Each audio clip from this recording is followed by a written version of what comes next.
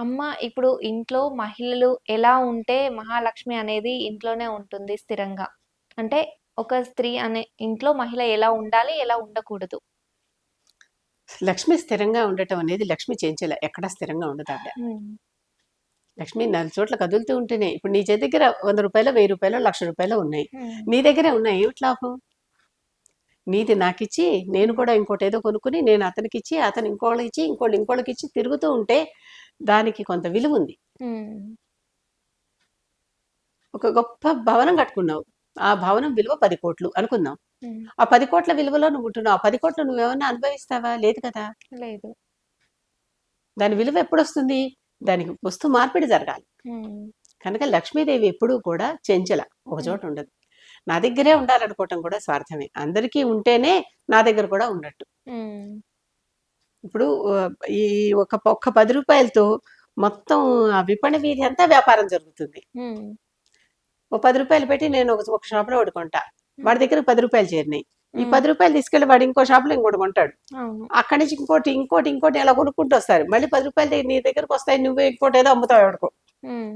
దానివల్ల ఏమవుతుంది? తిరగటం వల్ల ఎంతోమందికి జీవిక, హ్మ్. జీవనం, వ్యాపారం జరిగింది. అందరూ కూడా బాగుపడతారు. హ్మ్. లక్ష్మి అంటే శక్తి అది. ఓకే. లక్ష్మి అనేది ఎప్పుడు నలుగురితో పాటు మనం చక్కగా ఆనందంగా ఆహ్లాదంగా, ఐశ్వర్యప్రదంగా ఉండటం. హ్మ్. ఎప్పుడు నిరంతరము గతిలో ఉండటం. అంటే గతి అంటే గమనం. గమనంలో ఉండటం. ఒక చోట ఉండిపోతే అది లక్ష్మి కాదు. హ్మ్. కనుక ఇది గమనిస్తూ ఉండాలి. ఆ తర్వాత ఇంట్లో స్త్రీ ఎలా ఉంటే అంటే, స్త్రీనే కాదు ఏ పురుషుడికి మాత్రం డబ్బులొద్దు, అందరికీ కావాలి కదా! ఎవరైనా ఎలా ఉండాలి అంటే, ఇంట్లో ఎప్పుడు సుఖశాంతులు ఉండాలి. హ్మ్. శాంతి ఉండాలి ముఖ్యంగా. శాంతి, శౌచం. హ్మ్. ధర్మం ఎక్కడుంటే అక్కడ లక్ష్మి ఉంటుందమ్మా. ఓకే. ఎక్కడ ధర్మం ఉంటుంది? సత్యం, శాంతి, హ్మ్. క తపస్సు, దయ ఇవి ఎక్కడైతే ఉంటాయో అక్కడ లక్ష్మి ఉంటుంది. హ్మ్. అంటే ఎవరికైనా అవసరం వస్తే దయగా వాళ్ళకేమన్నా మనం ఇవ్వాలి. మనం తపస్సు చేసుకుంటూ ఎప్పటికప్పుడు మన ఆధ్యాత్మికోన్నతికి మనం దోహదపడుకుంటూ ఉండాలి. మనకు మనమే చేసుకుంటూ ఉండాలి. సత్యం పలుకుతూ ఉండాలి. శౌచం శుభ్రం కలిగి ఉండాలి. హ్మ్. అసలు ఒకప్పుడు పూర్వకాలంలో ఇప్పుడు అంత కనిపించట్లేదు ఎక్కడా గాని. ఇప్పుడు ఉన్నాయి కొన్ని చోట్ల లేదని నేననను. మడి కట్టుకుని వంట చేయటం, వంట చేసినంత సేపు మడిలో ఉండటం. ఆ హ్మ్. తర్వాత ఆహ్, ఆహ్, భోజనం చేసి నైవేద్యాలు, పూజలు, భోజనాలయ్యాకే ఆ మడి వదిలేయటం ఉండేది కదా! హ్మ్. అది శౌచం. ఓకే. కరోనా అప్పుడు మళ్ళీ మనకు కొంచెం చెంపలు వాయగొట్టి శౌచాన్ని నేర్పించింది మనకి. అవును. కదా! హ్మ్. అందరికి ఎడాపెడా కూడా 2 చెంపలు వాయించి శుచిగా ఎలా ఉండాలి? హ్మ్. శౌచం అంటే శుచి. అవును. శుచిగా ఎలా ఉండాలి? శుభ్రంగా ఎలా ఉండాలి? అందరిని ఎందుకు ముట్టుకోకూడదు? హ్మ్. ఆ మడి కట్టుకునే వాళ్ళు కూడా ముట్టుకునేవాళ్ళు కాదు కదా! అవును.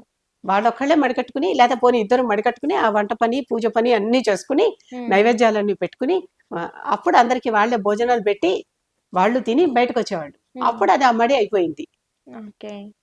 ఇప్పుడు మళ్ళీ చాలా మంది మళ్ళీ కొంచెం పాటిస్తున్నారు. హ్మ్. అంటే స్నానాదులు చేసి శుభ్రంగా ఉండి, వంట చేయటం, దేవుడికి నైవేద్యం చేయటం. అంటే మనం తినేదే దేవుడికి పెడతాం. హ్మ్. ఇప్పుడు అవును. తిన్నడు మధ్య మాంసాలు పెట్టలేదా? హ్మ్. మనం తినేదే పెడతాం దేవుడికి. మనం మనకేది భోజనమో ఎందుకంటే ఆ ప్రసాదం పారేయకూడదు. మళ్ళీ మనం తినాలి. హ్మ్. దేవుడికి నివేదించింది మళ్ళీ మనం తినాలిగా. అవును. దేవుడికి చూపు మనకే మేపు. హ్మ్. మనమే కదా తినేది చివరికి. కనుక మనం తినేదే అక్కడ వండుతాం. మనం తినేదే దేవుడికి పెడతాం. అవును. మనం తినని దాన్ని పెట్టం. హ్మ్. కనుక అదొక నియమం. ఇవి చేసి ఇవంతా ఈ శౌచంగా ఉంటున్నంత సేపు హ్మ్. ఈ శౌచం ముఖ్యంగా ఇంట్లో తల్లే అసలైన గురువు అంటారు కనుక తల్లి ద్వారానే పిల్లలు నేర్చుకుంటారు. హ్మ్. ఆ శుభ్రత కానీ శుచి కానీ తల్లి ద్వారానే పిల్లలు నేర్చుకుంటారు. అలాగే ఓకే. ఇంటికి ఇల్లాలు మెయిన్ ఆవిడే కదా గృహిణి. హ్మ్. ఆవిడతోనే కదా ఇల్లంతా నడుస్తుంది. కనుక ఆవిడ చక్కగా కొన్ని ఇలాంటి ధర్మసూత్రాలు చెప్పితే ఆ ధర్మసూత్రాలను ఆచరించి ఇల్లంతా బాగుపడుతుంది. హ్మ్. కనుక ఎప్పుడు ఎంత పురుషుడైనా బయట ఎంత మహారాజైనా అంతఃపురానికి వచ్చాక స్త్రీ మాట వినాలి అని పేరు. హ్మ్. తల్లి మాట వినాలి అని పేరు. దేశానికి మహారాజైనా తల్లి కొడుకే అని సామెత కూడా ఉంది. అవును. కనుక ఇక్కడికొచ్చాక తల్లిదండ్రులు తల్లి ఏం చెప్తోందో అది హ్మ్. చూసుకుని దాన్ని బట్టి పోవాలి అని. కనుక స్త్రీ ఎలా ఉండాలి అంటే స్త్రీ ఇవన్నీ పాటిస్తూ ఉండాలి. హ్మ్. శుభ్రం పాటిస్తూ ఉండాలి. ఇల్లెప్పుడు కళకళలాడుతూ ఉండాలి. ఇంటి ముందు రంగు వల్లులుంటే చక్కగా అది ఇంటికి శుభసూచకం. హ్మ్. లక్ష్మీదేవి అబ్బా ఇల్లు బాగుంది అనుకుని వస్తుందట. గడప ఓకే. ఉండి గడపకు చక్కగా పసుపు పూసి ఉంటే హ్మ్. బాగుంది అని లక్ష్మీదేవి కాలు పెడుతుందిట. అటువంటి పరిస్థితి. అంటే ఏదైనా సరే మనం అంతా శుచి శుభ్రం పాటిస్తున్నంతసేపు హ్మ్. దేవతల మీద కూడా చాలా పూజలు చేస్తూ ఉంటారు, బాగు చేయరు. అన్నీ హ్మ్. అలా పోసేసి పోసేసి పోసేసి ఉంటాయి అవి. అవును. దాని పక్కన చిన్న చిన్న పురుగులు కూడా తిరిగేస్తూ ఉంటాయి మనం హ్మ్. పోసిన వాటికి. అలా కాకుండా దేవతల్ని కూడా శుభ్రంగా ఉంచాలి. అసలు ఓకే. నిత్యం దేవతార్చన క్లీన్ చేసుకోవాలి. హ్మ్. నిత్యం చేయలేకపోయే ఈ మధ్యన రకరకాల పనుల ఒత్తిడి వల్ల చేయలేకపోతే కనీసం వారానికోసారో నెలకోసారో అని పెట్టుకుని చేయాలి. హ్మ్. ఎప్పుడైతే ఇలా పురుగులను ఆకర్షించేటివి చేరుతున్నాయని తెలిసావో అలాంటివి అక్కడి నుంచి వెంటనే తీసేయాలి. ఓకే. ఏ రోజు నిర్మాల్యం ఆ రోజు తీసేస్తూ ఉండాలి. హ్మ్. ఆ పువ్వులు కానీ అక్షింతలు కానీ ఏ రోజు నిర్మాల్యం ఆ రోజు తీసేస్తూ ఉండాలి. చేత చేరవు అవి అప్పుడు. హ్మ్. నిర్మాల్యం అంటే దేవుడికి పూజ చేశాక ఆ మర్నాటికి పనికిరావు అవి. అవి అవును. తీసేయటం. ఓకే. నిర్మాల్యం మర్నాటికి పనికొచ్చేవి కూడా మారేడు, పత్రి ఇలాంటివి కొన్ని ఉన్నాయి. హ్మ్. అవి మళ్ళీ కడిగి కావాలంటే మళ్ళీ వాడచ్చు. ఓకే. వాటిని అలా హ్మ్. వాడే పద్ధతి వాటికి ఉన్నది. హ్మ్. దొరకలేదు ఏం చేస్తాం? ఎండిపోయినా కూడా మారేడుకి పూజార్హత ఉంది. అవునా? హ్మ్. ఓకే. ఎండిపోయినా మారేడుకి పూజార్హత ఉంది. హ్మ్. అటువంటిది. అంటే కొత్తయి గాకుండా అదే మళ్ళీ కడిగి, ఉపయోగించొచ్చు కడిగి. కడిగి వేయొచ్చు. ఓకే. చక్కగా వేయొచ్చు. హ్మ్. ఇలాంటివి. ఇలాంటి కొన్ని నియమాలు పాటించుకుంటూ నియమాలు ఉన్నాయి. హ్మ్. మనకి అసలు ఏది ఎలా ఉండాలి అనేటటువంటి నియమాలను చెప్పేటటువంటి గ్రంథాలు కూడా ఉన్నాయి మనకి. హ్మ్. ముఖ్యంగా మార్కండేయ పురాణంలో సదాచారము అని ఒక విభాగం ఉంది. హ్మ్. అంటే దాంట్లో ఒక అధ్యాయం. ఆ సదాచారం వింటే మనకంతా అసలు ఏది అసలైన పద్ధతి. ఆచారం అంటే ఏంటి? ఆచరించాల్సింది. హ్మ్. ఆచారం అంటే ఇంకోటి ఏదో ఏదో అనుకోవద్దు. హ్మ్. ఆచారం అంటే ఆచరించేది. మనం ఏవి ఏవి చెయ్యాలి అని చెప్పేటట్టు సత్ ఆచారం, హ్మ్. సదాచారం. మంచి ప్రవర్తన ఎలా ఉండాలి? మంచి హ్మ్. ఆచారం అంటే ఎలా ఉండాలి? మంచిగా ఏది చెయ్యాలి, ఏది చేయకూడదు అని చెప్పడం అనమాట అది. ఓకే. అది సదాచారం అంటే. హ్మ్. ఆచారం అనంగానే అదేదో ఒక ఛాందసపు వర్డ్ లాగా దాన్ని పక్కకు పారేయాల్సిన అవసరం లేదు. హ్మ్. ఆచరించేదే ఆచారం. ఓకే. అందుకే వంశాచారం, కులాచారం ఇలాంటి మాటలన్నీ వచ్చాయా? అవును. ఆ? హ్మ్. అది. ఆ కులంలో వాళ్ళు ఏమి ఆచరిస్తుంటే అదే అందరూ ఆచరిస్తే ఉత్తమం. ఆ కులానికి అది పడింది. వాళ్ళ ఫ్రీక్వెన్సీ సరిపోయింది. హ్మ్. కనుక అది చేస్తే తప్పులేదు. ఆ కులం వాళ్ళు చేస్తే తప్పులేదు. అంటే ఆ ఇంట్లో వాళ్ళు చేస్తున్నారు, నీ ఇంట్లో వాళ్ళు చేయొచ్చు అంటే వీళ్ళకి పడకపోవచ్చు ఆ ఫ్రీక్వెన్సీ. హ్మ్. కనుక అవును. వీళ్ళ వంశాన్ని వీళ్ళు ఆచరించాలి, వాళ్ళ వంశాన్ని వాళ్ళు ఆచరిస్తారు. ఏది తప్పు కాదు. హ్మ్. అన్నీ అక్కడికక్కడ కరెక్ట్ అది. ఓకే. అక్కడెక్కడో హిమాలయాల్లో ఊలుకోట్లు వేసుకున్నామని ఇక్కడ వేసుకోగలమా? హ్మ్. అక్కడ వాళ్ళకి అది సరిపోయింది, ఇక్కడ మనకి సరిపోయింది. అవును. నేపాల్‌లో పశుపతినాథ ఆలయంలో బూట్లు వేసుకుని అంటే వాటినేమంటారు క్యాన్వాస్ షూస్ వేసుకొని వెళ్లి పూజ చేస్తున్న పురోహితుల్ని నేను చూసా ఓహ్! చలికాలంలో. ఓకే. కాలు కింద పడితే చచ్చిపోతారు. హ్మ్. ఖచ్చితంగా వేసుకోవాల్సిందే ఇంకా. వేసుకోవాల్సిందే. క్యాన్వాస్ షూస్ వేసుకొని చక్కగా పూజ చేసుకొని లోపలికెళ్తారు. నేను ఓకే. చూసా. హ్మ్. భరించగలిగే వాళ్ళు తీసేస్తారు. హ్మ్. ఈ రోజుల్లో కొంచెం ఎలా అయినా భూ ఉష్ణోగ్రత పెరిగింది. నేపాల్‌లో కూడా అంత చల్లగా ఇప్పుడు లేదు. హ్మ్. అవును. మనకి అక్కడ నేపాల్ కొలంబోలో కూడా హ్మ్. అసలు ఏమంత చలిగా లేదు. మేము అమర్నాథ్ వెళ్తుంటే అమర్నాథ్ కొండలెక్కుతుంటేనే ఊలుకోట్లు తీసుకెళ్ళాం అందరూ చెప్పారని. హ్మ్. ఉక్కపోసేసి ఆ కోటు తీసేసి మమ్మల్ని మోస్తున్న గుర్రానికి ఇచ్చాం. అవునా? హ్మ్. అక్కర్లే.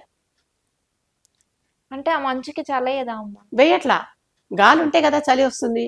ఓకే. దాని దారిన అది ఉంటుంది. మన దారిన మనం ఉంటాం. గాలేస్తే కదా అక్కడ టెంపరేచర్ ఇక్కడ కొట్టేది. ఓకే. ఒకప్పుడు అలా ఉంది. హ్మ్. ఇప్పుడు ఇలా ఉంది. హ్మ్. కనుక ఆచారం అంటే ఏమిటి? ఆచరించేది ఆచారం. అలాంటి సదాచారం గురించి మార్కండేయ పురాణంలో హ్మ్. మదాలస కొడుక్కి చెప్తున్నట్టు రాస్తారక్కడ. చక్కగా చదువుకోవచ్చు. ఉన్నాయి మనకన్నీ.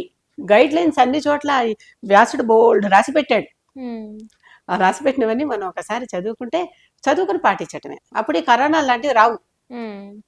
ఓకే. ముందరే నివారించుకోవచ్చు తెలిసి. హ్మ్. హ్మ్. అంటే ఏం జరుగుద్దని ముందే తెలుస్తుంది మనకి. తెలుసుకోవచ్చు. ఓకే. అసలు నిజంగా ఆ వైద్యనాథుడికి నమస్కారం. మా ఇద్దరికి కరోనా రాలా. హ్మ్. పైగా ఆ కరోనా సమయంలో నేను ఈ లలితా సహస్రనామం పుస్తకం రాసుకున్నా. హ్మ్. మొత్తం 500 పేజీల పుస్తకం. ఓకే. బయటికి రావటానికి లేదు, లోపలికి వెళ్ళటానికి లేదు. ఎవరు హ్మ్. మన ఇంటికి రారు, మనం ఎవరింటికి వెళ్ళం. హ్మ్. పని వాళ్ళు కూడా రారు, డిస్టర్బ్ చేసేవాళ్ళు లేరు. హ్మ్. కూర్చుని ఆ సమయంలో వచ్చిన పుస్తకం అమ్మా ఇది. ఓహో! ఆ టైంలోనే రాసారు ఆ మీరు. టైంలోనే రాసి మరి ఇంట్లోనే ఉన్నాం, ఏం చేయాలి, ఎక్కడికి వెళ్ళటానికి వీల్లేదు. అప్పటిదాకా బాగా విపరీతంగా తీర్థయాత్రలు చేసేవాళ్ళం. ఓకే. ప్రతి నెల 2, 3 చోట్లకి వెళ్ళిపోయేవాళ్ళం. హ్మ్. అలాంటిది ఎక్కడికి వెళ్ళటానికి లేకపోతే కూర్చుని ఇదిగో శ్రీలలిత విజయం, అమ్మవారి విజయం, ఓకే. ఈ పుస్తకం రాసుకున్నా. ఓకే అమ్మ. అంటే మనం ఆచారం పాటిస్తే హ్మ్. నిజంగానే మనకి కొన్ని ఆగుతాయి. హ్మ్. ఓకే. ఎందుకంటే ఆచారం అంటే విష్ణువు, హ్మ్. ఆచార ప్రభో ధర్మ అని ఉంది కదా మనకి విష్ణు సహస్రనామాల్లో. ఆయనకు ఒక నామం, 1000 నామాల్లో ఒక నామం ఆచార. హ్మ్. ఆచారమే విష్ణువు. హ్మ్. ఆచారం పాటిస్తే విష్ణువుని పూజించినట్టే కదా, అది సంగతి. ఓకే కనుక అమ్మ. సదాచారం పాటిస్తూ ఉంటే ఆ ఇంట్లో అంతా ఎప్పుడూ శుచి శుభ్రత ఉంటూ ఉంటే చక్కగా ఆ ఇంటి వాళ్ళందరూ సుఖశాంతులతో ఉంటారు, హాయిగా ఆరోగ్యాలతో ఉంటారు, ఐశ్వర్యంతో ఉంటారు. ఆ, లక్ష్మీదేవి వాళ్ళని కరుణిస్తుంది, వాళ్ళ దగ్గరే ఉండిపోదు, వాళ్ళని హ్మ్. కరుణిస్తుంది. ఓకే. ఓకే అమ్మ. చాలా అది చక్కగా చెప్పారు. ధన్యవాదాలు.